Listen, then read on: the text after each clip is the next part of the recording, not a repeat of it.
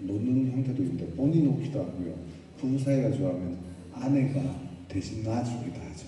이런 주사가 있는데 워낙 이런 약들이 좋기 때문에 관리만 잘하시면 뭐 이렇게까지는 안 가고요. 이렇게 이제 몸에 놓기도 하죠. 또 거꾸로 막 진공압을 끌기도 하고 아마 이 장터에 가면 이 소위 말해서 고무링 같은 걸 팔 거예요. 그래서 이 억지로 이제 피가 못 빠져나가게 베니스는 음경안에 피를 모아서 이렇게 하는 경우도 있는데 이런 방법도 이제 사실은 극단적이 되고요. 잘못하면 혈관 자체를 완전히 기능을 상실할 수 있기 때문에 함부로 쓰시지 않으셔야 되고 성기에다가 이렇게 보형물을 집어넣기도 합니다. 근데 이런 건 정말 극도로 안 될 경우에 해당되는 거고요. 보통은 초기에 잘 관리하시면 발약을 안 쓰고도 되거나 저희도 이제 그런 역할을 하는 곳이거든요. 그 다음에 약을 쓰더라도 다른 병원에서 하나를 쓸 때 반알을 쓰거나 조금만 쓰면 건강도 그대로 살리고 또 성생활도 유지할 수 있고 그런 방법들이 있죠. 자, 제가 얘기를 조금 방향을 바꿔볼게요. 대한민국 남성들은 성행위를 하면 여기 뭐 성경험이 없으신 분들은 아마 없으실 텐데 성경험을 하면 스킨십이라고 그러죠. 초반에 이게 조금 뽀뽀도 하고 애무하잖아요. 그죠? 그거 빼고 실제 삽입 성행 시간이 몇 분 정도가 정상적일까요? 뭐 편안하게 얘기하셔도 됩니다. 몇 분 정도가 정상 시간일까요? 어떤 분들은 뭐 막걸리 한잔 하시면서 나 어젯밤에 우리 마누라랑 밤새워서 했어 이렇게 얘기를 하시잖아요. 그죠? 쉽게 얘기하면 밤새워서 하면 죽습니다. 정상적으로 그렇게 할 수가 없어요. 안타깝게도 실망스럽겠지만 30분도 아니에요. 정상 성행 시간은 남성이 쉽게 말해서 삽입해서 사전까지 가는데 시간은요 5분에서 7분이에요. 그 말씀 드렸더니 앞에 어르신이 아주 흐뭇하게 웃으시는데 5분 7분보다 보통은 더 하신다고 생각들 하세요. 근데 초시계로 재보면 사실은 5분에서 7분이 정상이고요. 물론 너무 짧은 우리가 흔히 조르라고 그러죠. 1분, 2분 이런 게 좀 문제가 되는 것이지 친구들이 막 밤새워서 했다, 1시간 했다 이런 말 전혀 들으실 필요 없습니다. 그것 때문에 이제 어떤 자존심 상하냐면 친구들은 그렇게 얘기하지 옆집 아저씨는 그렇게 얘기하는데 우리 남편은 이거밖에 왜 못해 하고 짜증을 내시는 사모님들이 좀 계시거든요. 그래서 혹시 지금까지도 성행위를 가끔씩 하시는 부부시라면 오늘 댁에 가서 남편께 그동안 짧았다고 좀 잔소리 하셨던 사모님이시라면 남편 어깨 한번 두드려주면서 아 그동안 당신이 굉장히 건강하게 오래 한 거구나 5분에서 7분이 정상이래 이렇게 얘기를 해드리면 아마 남편의 귀가 붉은 솟을 겁니다. 실제로요 이 시간은 여러 나라에서 연구를 해봤는데 어떤 나라는 뭐 20분이라고 그렇게 얘기를 해요. 다 거짓말이었어요.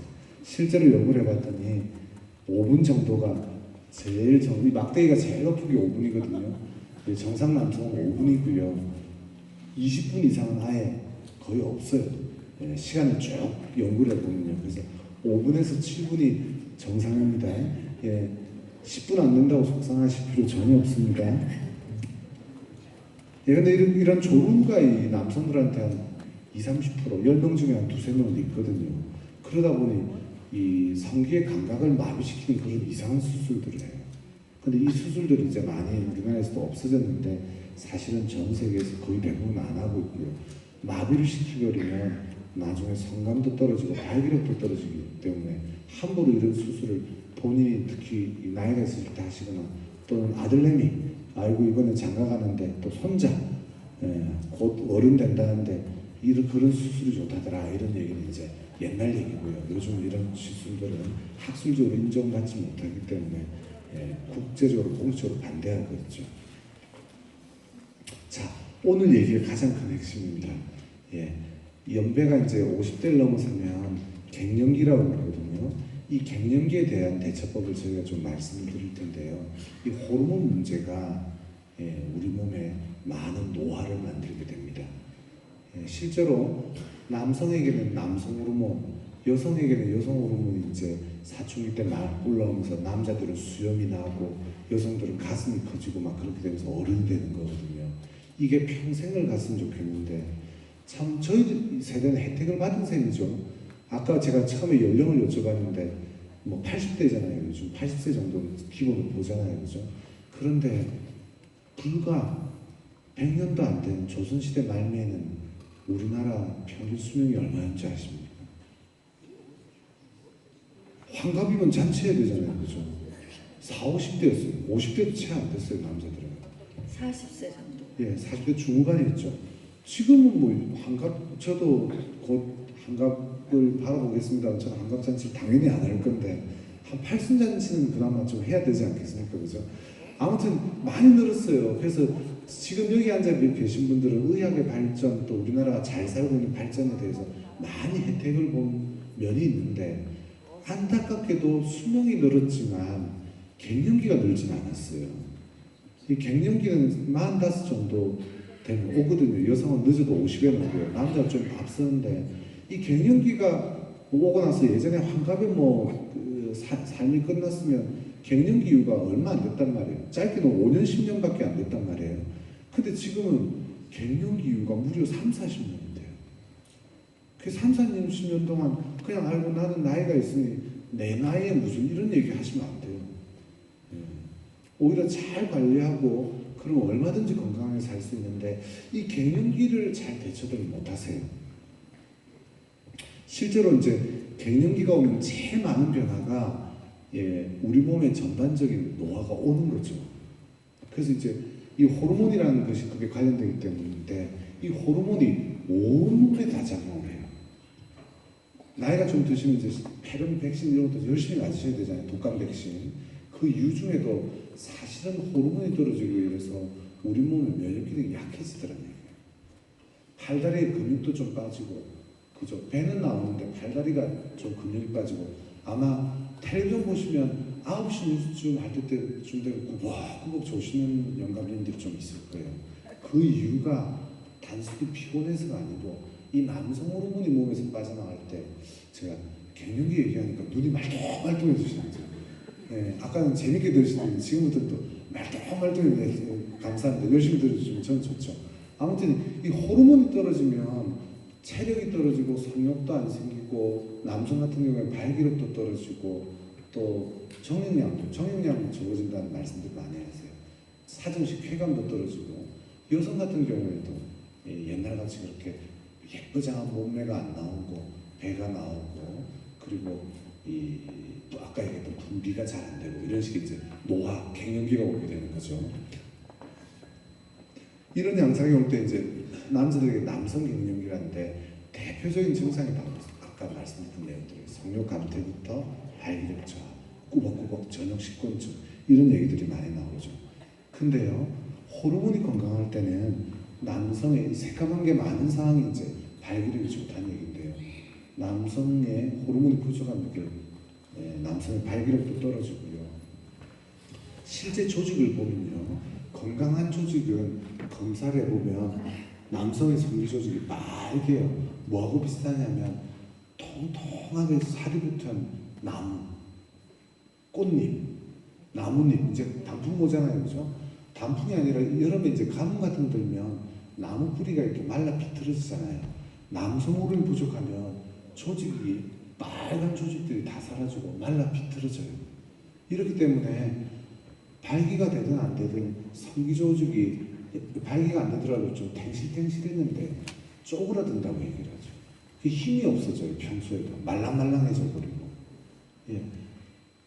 거기에다가 이제 호르몬 치료를 하면 다시 성기 조직들이 좀 살아난다는 얘기죠. 비슷합니다. 아마 폐경기 때문에 여성들 같은 경우에도 여성 호르몬을 쓰시는 분도 있고, 아이고 그 여성 호르몬 그거 부작용 많다고, 심장병 부작용 많다고 뭐 안 쓰시는 분도 있는데 쓰시는 분들은 아실 거예요. 예. 이제 소위 말해서 조직이 이렇게 짜부러들고 마치 우리가 겨울에 흩은 살처럼 되는데요. 사실은 과하게 쓰는 게 문제지 요령껏 적당하게 쓰면 훨씬 더 갱년기 이상은 건강하게 살 수 있거든요. 조직의 상태도 바뀌고요. 여러 가지 이제 호르몬을 치료할 수 있는 방법들이 이제 생기는데요. 거기에는 먹는 약도 있고 몸에 바르는 것도 있고 붙이는 파스처럼 붙이는 패치라고 그러죠. 그런 것도 있고요. 그 다음에 주로 요즘 주사인데 옛날에 일주일에 한 번씩 맞았는데 불편하거든요. 그래서 석 달에 한 번만 맞으면 몸 안에서 쭉 방출되는 그런 주사가 있어요. 이 주사를 맞으면 발기조직이나 이런 것들이 좀 살아나죠. 마찬가지로 여성들 같은 경우도 그런 이 호르몬 제제들이 많은데 여성 호르몬들 같은 경우에는 전체적으로 쓰는 게 심장병 이런 데 위험하기 때문에 국소 호르몬이라고 하는 게 있는데 이게 뭐냐면요. 좀 민망하게 들리겠지만 왜 애들 열 많이 날 때 손자들이 이렇게 먹는 약도 있지만 항문에다가 넣는 약이 있잖아요, 그죠? 그런 식으로 질정이라고 해요. 항문이 아니고요. 질정에다가 국소 호르몬 치료를 하면 조직은 여성의 성기 조직은 살아 있고 분비는 잘 되고 대신 심장병이나 다른 혈전 같은 호르몬의 여성 호르몬의 부작용이 적은 방식이 있거든요. 그런 약들은 산부인과에 가서 민망해 하시지 마시고요. 국소 호르몬 치료하는 질정제가 있다는데 좀 처방을 해주세요. 그러면 그 보험이 되거든요. 그럼 굉장히 국가의 보험 혜택 받으시면서 저렴한 비용 내에 조직을 살려놓을 수가 있어요. 그럼 가끔 이제 건강한 상태가 되면 어르신이 이렇게 오늘은 약간 분위기 있다고 접근을 하시더라도 통증이나 분비 때문에 걱정하실 필요가 훨씬 줄어드는 거죠. 단순 윤활제만 쓰는 게 아니고요. 다시 호르몬 돌아와서 주사제 같은 경우에 남성들 같은 경우 이런